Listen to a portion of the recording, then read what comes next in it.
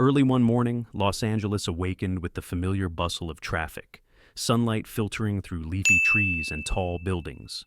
At a bus stop on a wide boulevard, Dwayne Johnson, Hollywood's top action star, stood in unassuming attire, a gray t-shirt, blue jeans, sneakers, a black baseball cap, and large sunglasses covering most of his famous face. Despite his enormous popularity, today he had decided to return to a more modest routine, blending into the crowd rushing along the busy streets. Anyone might be surprised to see Dwayne stepping onto a rather worn city bus, but he simply offered a friendly smile. He remembered tougher times in his past, when he often relied on buses to get to school or the gym. Nostalgia swirled in his mind, recalling the sweat, the faint smell of permanent markers from old notebooks, and dreams that had grown bigger in his heart day by day. After paying his fare, Dwayne boarded the number 27 bus. It was not overly crowded, but still hummed with the energy of a morning commute. A few elderly people clutched their grocery bags, a young couple whispered quietly, and several others stared intently at their phones.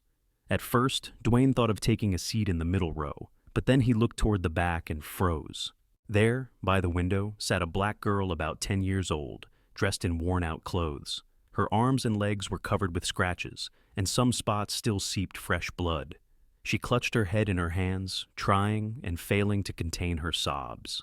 A few passengers glanced over, but then turned away again, clearly pitying her, yet hesitant to get involved.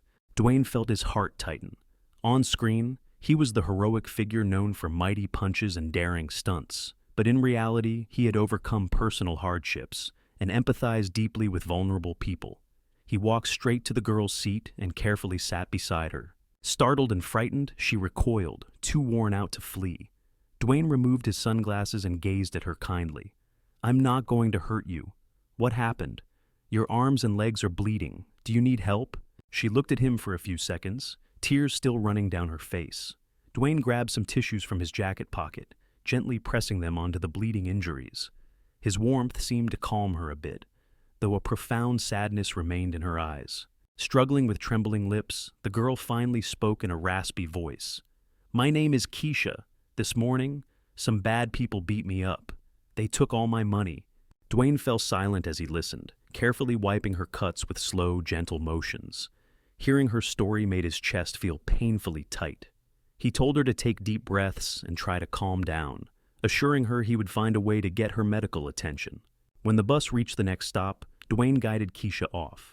Outside, horns blared nonstop, and pedestrians hurried in every direction. He adjusted his cap low over his face, glanced at his watch, and thought about the filming schedule waiting for him. Yet, he murmured to himself, "How could I possibly ignore a child in this condition?" He led Keisha to a nearby park bench. Morning sunlight peeked through the foliage, and a few joggers passed by. Dwayne purchased a bottle of water from a vendor, then carefully washed the dust and dried blood off Keisha's wounds.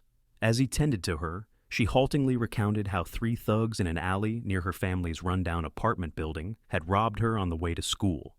They stole her only cell phone, an old one that her mother had bought for her, and some money she had for lunch. They beat her viciously, forcing her to jump onto the bus and escape.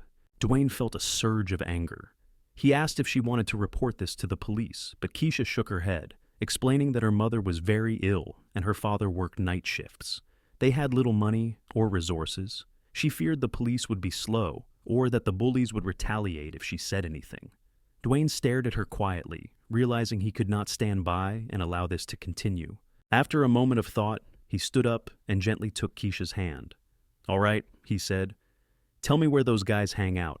I'm going with you to get back what they stole." Keisha was frightened. She shrank back and whispered that these thugs often lurked in a small alley with graffiti-covered walls near her building, waiting in the morning or after school.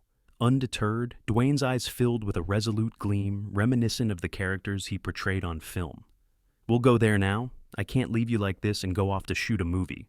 She hesitated, fearful about returning, but seeing his unwavering determination, she had no real choice but to follow him. Together, they hailed a worn-out taxi on the main road. As they rode along, Dwayne gently probed more about her family, how her mom was sick and her dad was forced to do exhausting night shifts. He thought back to his own childhood of financial struggles and realized how a single helping hand could change someone's fate. Eventually, the taxi stopped at a dilapidated neighborhood. The broken walls, chipped paint, and chaotic graffiti assaulted the senses, accompanied by the smell of garbage. A narrow alleyway stretched ahead, lacking sunlight. Keisha clutched her hands nervously, quietly wishing they could turn around, but Dwayne gave her a reassuring nod to stay behind him. A short distance into the alley, the two spotted three men loitering, smoking cigarettes. One had tattoos covering his arms, another was skinny with a buzz cut, and the third looked slovenly with darting eyes. They noticed Keisha right away and sneered. "Hey, it's that little brat," one of them said, flicking his cigarette. "She actually dares to come back." Dwayne stepped forward. "Give back what you stole from her. Apologize while you're at it." His calm, clipped words only made the men more belligerent. The tattooed one growled, "Who the hell are you? You better scram before we mess you up." They wasted no more time. One rushed at Dwayne, aiming a straight punch to his chest. Swiftly, Dwayne sidestepped, parried the blow, and swept the attacker's legs, causing him to crash down. Another thug, now enraged, unleashed a flurry of punches, but Dwayne used his physical strength and training to block effectively. Although he was known for explosive fight scenes on film, he remained cautious in real life to avoid causing lasting injury. His goal was simply to subdue. The third man, brandishing a folding knife from his pocket, charged Dwayne. Keisha shrieked, pressing herself against the wall. Dwayne angled his body aside, grabbed the thug's wrist, and forced it backward until he dropped the blade. Within seconds, Dwayne had used a series of clean holds to overpower all three men. They sprawled on the ground, groaning in pain. Standing above them, Dwayne locked eyes with one of the men and demanded, "Hand over the girl's belongings." Quaking with fear, the man rummaged in his torn pants, producing an old cell phone and some spare change. Dwayne snatched them and handed them to Keisha. She clutched them tightly, tears streaming down her face, out of both relief and lingering shock. Dwayne glared, warning them that if they ever harmed Keisha or any defenseless person again, he would not let them off. The men lowered their heads, muttering curses, but clearly cowed.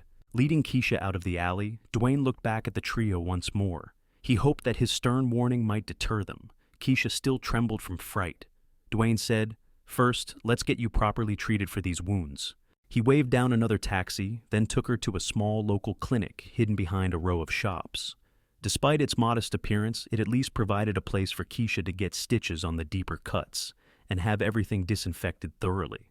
While they waited, Dwayne's phone rang non-stop. His director needed him for a major set piece soon. He simply apologized, saying he had an emergency, promising to be there as soon as possible. At that moment, when he saw Keisha wincing in pain while a nurse cleaned her injuries, Dwayne knew that his filming obligations could wait a few more hours. This girl needed him right now. When they left the clinic, it was nearing midday and the sun shone hot overhead. He guided her to a modest little drink stand, buying her some warm milk to replenish her energy. She sipped slowly, still looking exhausted but more at ease than before. In her eyes, no longer solely fear, there was now a glimmer of trust. She had escaped a nightmare, thanks to this kind stranger. Dwayne inquired more about her home life. Keisha explained that her mother, Janet, had been sick for months, coughing constantly, rarely able to leave her bed. Her father, Stephen, spent nights working at a warehouse unloading trucks. Funds were scarce, and her school fees added to the burden. Dwayne listened intently, remembering when he too had witnessed injustices due to poverty. Perhaps helping her now was also a way of healing his own past regrets. He said gently, "I'd like to speak with your parents. They need to know what happened, and we should figure out if we can reach out to the authorities, or at least inform your school." Keisha shrank into herself, worried about adding more stress to her family. But after seeing Dwayne's compassion, she agreed. She knew she couldn't just come home battered and say nothing. So, they hailed a taxi and drove to a nearby slum-like area. A row of narrow, run-down apartments lined an open gutter. The smell of stagnant water hung in the air, and shirtless children ran around freely. Sometimes Keisha eyed Dwayne anxiously, fearing he'd judge their poverty, but he seemed too focused on wanting to understand her world. At the door of a dark, cramped room, Keisha gently pushed it open. Inside, Stephen was preparing to head out to his job, wearing worn-out work clothes. Janet, Keisha's mother, lay on a small bed, pale and coughing badly. Seeing their daughter with bandaged arms and legs, they both froze in alarm. "Keisha, what happened?" Stephen exclaimed, rushing to her side. Janet tried to rise, voice shaky. "My God, dear child, you should be at school. Are you hurt badly?" Dwayne quietly explained, "Some thugs attacked her. I'm Dwayne. I met her on the bus, saw her injuries, and helped her." At first, her parents felt relieved and grateful, but also shocked. They stared at their child's bruises and fresh bandages in horror. With a trembling voice, Keisha recounted the attack, how they stole from her and beat her until she escaped on the bus. She described how Dwayne had intervened. Stephen and Janet exchanged teary glances, overwhelmed by gratitude for this stranger's kindness. Stephen shook Dwayne's hand repeatedly while Janet, struggling with her coughing fits, grasped his other hand. Dwayne gently urged them to report the assault. They hesitated, afraid of retribution, worried about drawing attention to themselves given their humble circumstances. Dwayne insisted that silence would only embolden the criminals, and he promised to stand with them, having personally witnessed what happened. Swayed by his firm stance, Stephen agreed. Janet, though weak, nodded her support. She realized they had no better way. The next morning, Dwayne postponed his filming schedule once more, driving to pick up Stephen and Keisha to go to the local police station. Janet stayed behind, too ill to travel. During the ride, Keisha sat in the back seat cradling her old phone. Though fear lingered in her mind, she felt a sense of hope with Dwayne guiding them. At the station, they asked to speak with an officer. Some recognized The Rock right away, but he remained direct and focused. He helped Keisha and Stephen file a formal complaint, explaining every detail. The alley, the assault, the group of 3 men. The officers listened closely, took notes, and assured them they would investigate and put a stop to such street violence. Throughout, Keisha hovered near her father, silent and tense. Yet with Dwayne by her side, she no longer felt completely helpless. When they were done, Dwayne placed a reassuring hand on her shoulder. "Don't be afraid, Keisha. We're doing the right thing. The authorities will help, and if those guys come back, I'll be here." Stephen gripped Dwayne's hand, visibly moved. "I can't thank you enough. I've never met anyone so willing to risk their schedule for strangers like us." Dwayne just gave him a humble nod. Then he dashed off to his set, receiving multiple calls about the day's filming. A director can't hold up production forever. Colleagues on set had heard rumors about how he saved a little girl. Most were astonished and impressed. Even in the middle of changing into his costume, Dwayne only muttered, "I couldn't just leave a child in that situation." The director gave him a sympathetic look, responding, "Saving a life is more important. Don't worry about us." Throughout the shoot, Dwayne's mind wandered, recalling the terror in Keisha's face and the hope in her parents' eyes. Between scenes, he checked his phone for updates, messaging her father about how the family was doing. A few days passed. The police later called him with an update. 2 of the 3 men had been arrested, while the other was still on the run. That news thrilled Stephen. Others at the apartment complex also began coming forward about how the gang had threatened or stolen from them. Thanks to Dwayne's involvement, the community felt braver. Dwayne also sent some of his own money to help pay for Janet's medical treatments. Stephen hesitated to accept, but understood it was sincere.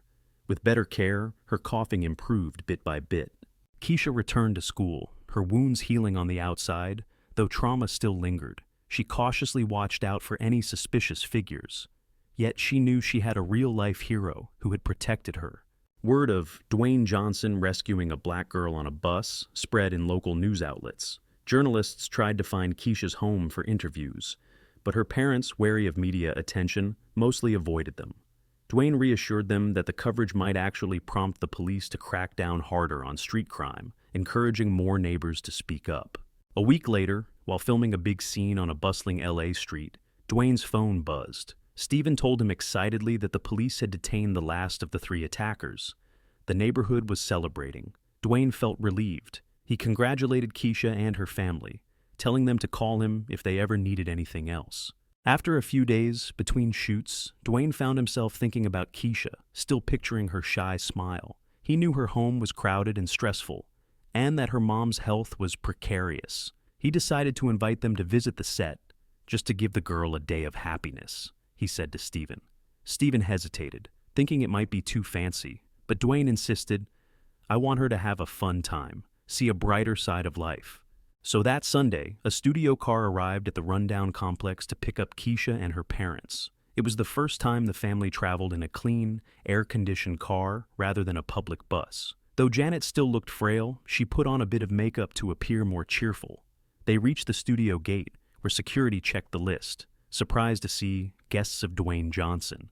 Inside, Keisha gawked at the massive set and huge backdrops, bright lights, cameras, and staff hurrying everywhere in elaborate costumes.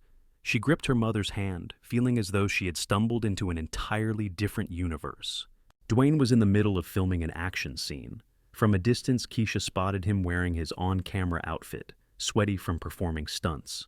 When the director shouted, "Cut!" Dwayne turned around, beamed at the sight of Keisha's family, and jogged over. "Welcome to our set," he said, extending a broad, muscled arm in greeting. Stephen mumbled a nervous hello, while Janet shyly thanked him for the invitation. Keisha smiled bashfully, hardly believing this unassuming man who saved her was a genuine movie star. Dwayne enthusiastically guided them around. "Here's the dressing room area, that's the VFX department, and over there is where we set up the big explosions." Keisha stared in awe. She had only ever watched movies on a small, grainy TV screen. She never imagined stepping onto a real film set. As for her parents, they realized their daughter was about to experience a moment she would cherish forever. They stopped in front of a large urban set piece. Dwayne pulled out a black baseball cap, emblazoned with the film's logo, and scrawled his signature on it. Handing it to Keisha, he added a note reading, "Stay strong and believe in yourself." Keisha pressed the cap against her chest, tears brimming in her eyes as she whispered, "Thank you. No one's ever given me a gift like this." He gently patted her shoulder.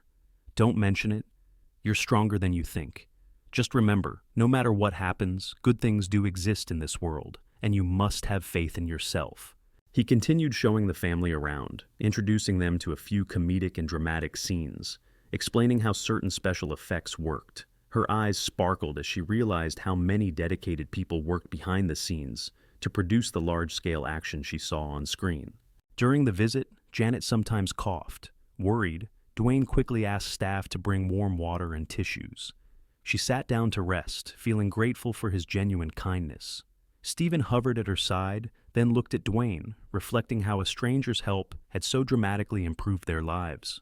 When lunchtime arrived, Dwayne invited them to eat with the crew. Some staff recognized Keisha from rumors or from local news stories about her rescue. They patted her shoulder, reassuring her. She remained shy, yet was pleasantly surprised by their friendliness. Later in the afternoon, Dwayne resumed filming an intense stunt scene. The family watched from a safe distance, marveling at how he vaulted over obstacles, threw cinematic punches, and dodged choreographed kicks. Keisha flashed back to his swift takedowns in that grimy alley, clearly not just acting, but real skill. As sunset approached, the director ended the day's shoot. Dwayne changed back to his regular clothes and returned to see Keisha's family off. "I hope today was fun for you all," he said. Stephen and Janet thanked him profoundly. They wished him success and promised to carry on his kindness by helping others when they could. Keisha gave him a timid hug, her voice trembling slightly. "Thank you for saving me and for showing me that not everything in life is scary. I'll do my best in school so I can help my mom and maybe help other people like me one day." Hearing that, Dwayne felt his heart lighten.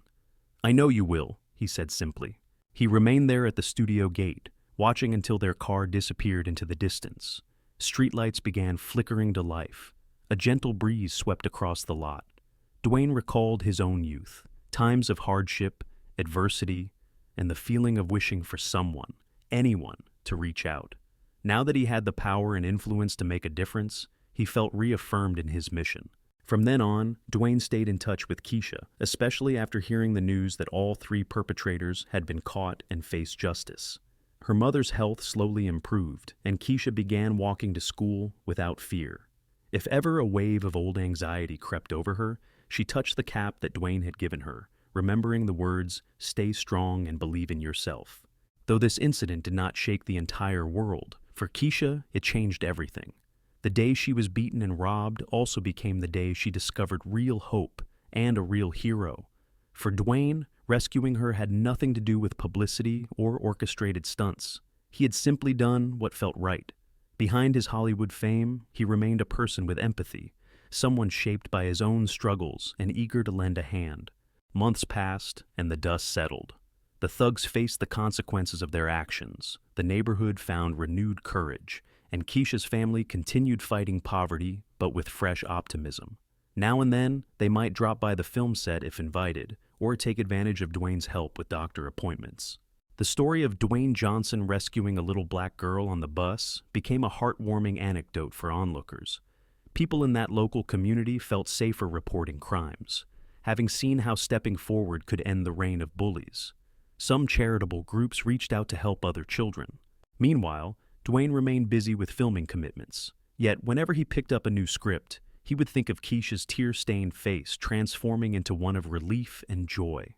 It reminded him that even the smallest acts of kindness could spark an enduring change. He realized that being a celebrity granted him a platform not just for on-screen heroics, but for real, positive impact on those who had almost lost hope. Los Angeles kept on rushing, its streets clamoring with horns and hurried feet. But within these noisy avenues and hidden alleys, the memory of that tall man helping a crying little girl on a bus still glimmered. Proof that sometimes a single act of compassion can restore a child's faith in humanity and plant the seeds of goodness for the future.